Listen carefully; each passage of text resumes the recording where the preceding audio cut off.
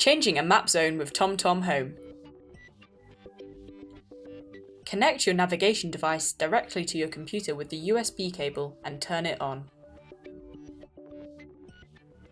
If it asks if you want to connect to your computer, select Yes.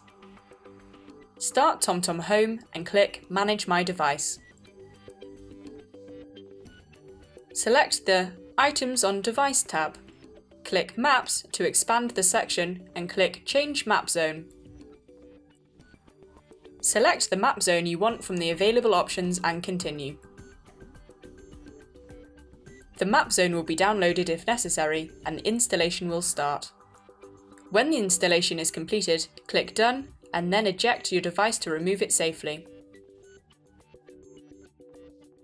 You can only have one map zone installed at a time, but you can switch between them whenever you need to using TomTom Home.